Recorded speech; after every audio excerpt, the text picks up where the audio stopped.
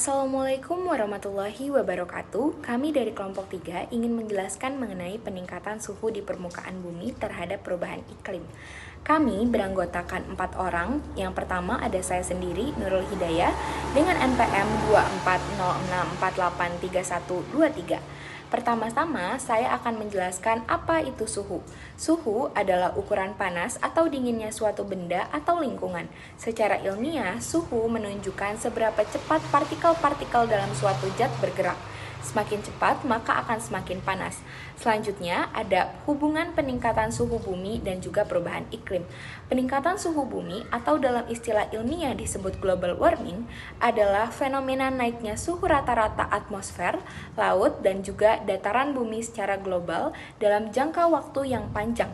Hal ini disebabkan oleh peningkatan konsentrasi gas rumah kaca di atmosfer seperti karbon dioksida, metana, dan dinitrogen oksida. Gas-gas ini terbentuk dari berbagai aktivitas manusia seperti pembakaran bahan bakar fosil, yaitu ada minyak bumi, batu bara, dan juga gas alam.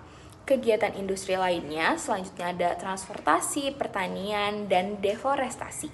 Gas rumah kaca tersebut membentuk lapisan di atmosfer yang memerangkap panas dari radiasi matahari, sehingga suhu bumi perlahan-lahan meningkat. Meskipun peningkatan ini terlihat kecil jika dilihat per tahun, akumulasinya berdampak besar bagi sistem kehidupan di bumi. Nah, peningkatan suhu bumi memiliki hubungan yang sangat erat dan langsung dengan perubahan iklim. Ketika suhu global naik, keseimbangan sistem iklim akan terganggu. Iklim yang sebelumnya stabil menjadi tidak menentu, menyebabkan perubahan pada pola curah hujan, musim, dan sirkulasi di atmosfer, hingga distribusi suhu di berbagai belahan dunia. Misalnya, musim hujan dan kemarau tidak lagi datang tepat waktu. Badai menjadi lebih kuat dan daerah yang sebelumnya sejuk kini menjadi lebih panas. Selain itu, pemanasan global dapat mempercepat proses mencairnya es di kutub, sehingga menyebabkan kenaikan permukaan laut dan mengancam wilayah pesisir. Perubahan-perubahan ini tidak hanya berdampak pada lingkungan alam, tetapi juga aktivitas manusia seperti pertanian, kesehatan, dan ketersediaan air bersih. Oleh karena itu, peningkatan suhu bumi menjadi motor utama dari perubahan iklim yang kita rasakan saat ini. Perkenalkan, nama saya Ankul Oktavianda Ramadhani dengan nomor NPM 2406344132. Di sini saya akan menjelaskan faktor penyebab peningkatan suhu di permukaan bumi. Secara umum, faktor penyebab peningkatan suhu di permukaan bumi terbagi menjadi dua, yaitu faktor alami dan faktor antropogenik, atau disebut juga dengan faktor yang diakibatkan oleh aktivitas manusia. Beberapa penyebab alami yang berkontribusi terhadap peningkatan suhu global antara lain: yang pertama, variasi aktivitas matahari. Perubahan intensitas radiasi matahari yang mencapai bumi dapat mempengaruhi suhu global. Yang kedua, perubahan sirkulasi atmosfer dan lautan. Fenomena seperti El Nino dan La Nina menyebabkan ketidakseimbangan pemanasan dan pendinginan di berbagai wilayah. Lalu yang ketiga, letusan gunung berapi. Abu vulkanik yang tersebar ke atmosfer akibat letusan gunung berapi dapat mempengaruhi keseimbangan panas bumi, baik dengan meningkatkan atau mengurangi suhu secara temporer. Karena faktor alaminya sudah, lalu lanjut ke faktor antropogenik. Aktivitas manusia memberikan kontribusi signifikan terhadap peningkatan suhu di permukaan bumi. Di antaranya, yang pertama, emisi gas rumah kaca.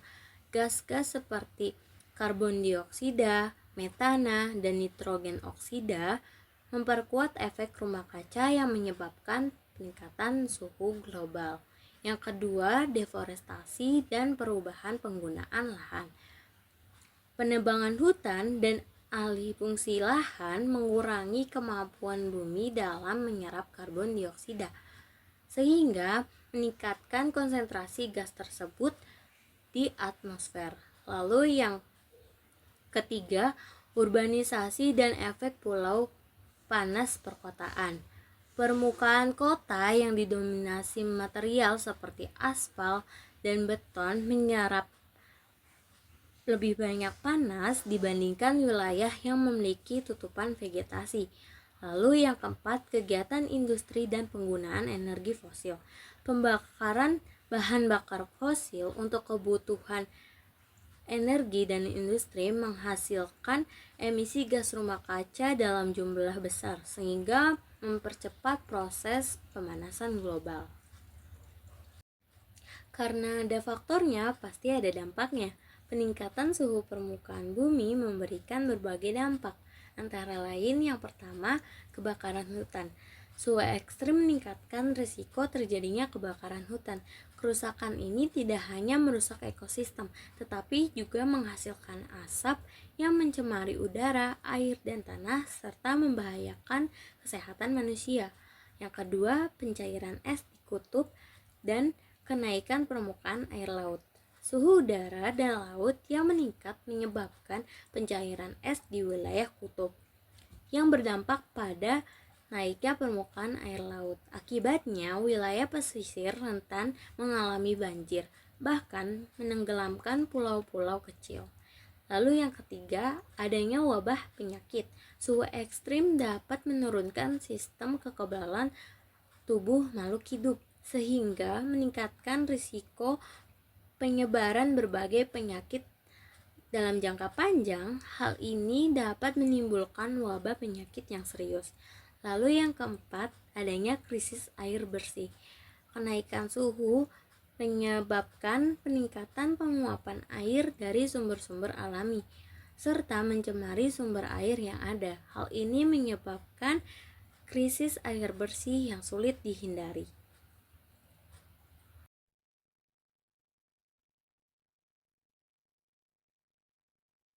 Halo, perkenalkan nama saya David Muhammad Arzani dengan NPM 24064848921. Hari ini saya akan menjelaskan mitigasi dari perubahan cuaca ekstrim. Nah, ada beberapa mitigasi yang bisa dilakukan untuk perubahan cuaca ekstrim. Contohnya seperti meningkatkan drainase, reboisasi, dan pembangunan tanggul. Nah, manfaatnya apa? Manfaat dari tiga mitigasi ini adalah untuk mengurangi risiko banjir dan longsor, juga menyimpan air saat musim hujan untuk musim kemarau. Selanjutnya, ada juga mitigasi gangguan pada ekosistem. Untuk mitigasi yang bisa dilakukan, kita bisa melindungi habitat alami, mengembangkan konservasi spesies langka, dan juga mengontrol spesies invasif yang mengganggu rantai makanan. Apa manfaat dari tiga mitigasi ini? Manfaatnya kita bisa menjaga keseimbangan dari rantai makanan untuk di ekosistem tersebut.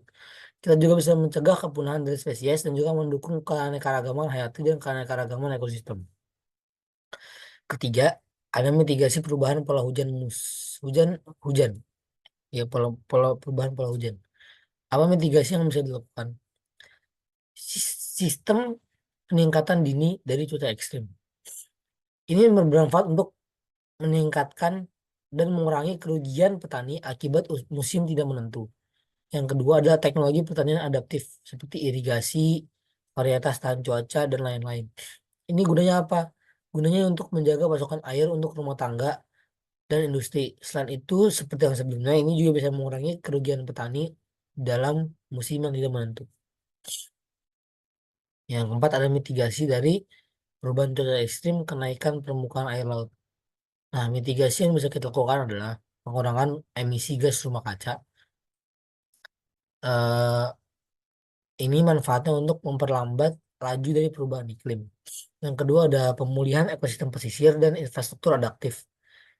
Apa sih manfaatnya? Manfaatnya itu dulu untuk melindungi wilayah pesisir dari abrasi dan banjirop, dan juga menjaga mata pencarian masyarakat pesisir seperti nelayan, eh, mungkin pekerjaan-pekerjaan lain di daerah pesisir pantai. Terima kasih.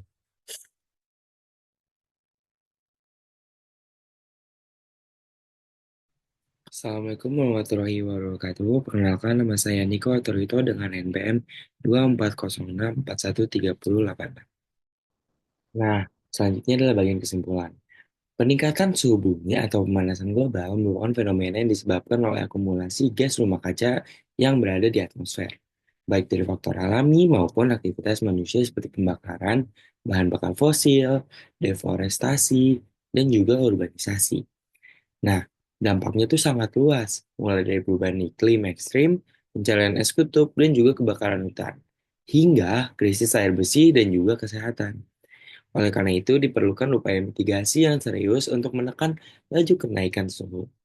Mitigasi dapat dilakukan pada skala global, seperti pengurangan emisi dan juga transisi ke energi terbarukan, maupun pada skala lokal seperti penghijauan kota, desain bangunan yang ramah iklim, dan juga efisiensi energi. Dengan tindakan kolektif dan juga berkelanjutan, peningkatan suhu bumi dapat ditekan demi menjaga keseimbangan ekosistem dan keberlangsungan hidup makhluk hidup di planet bumi.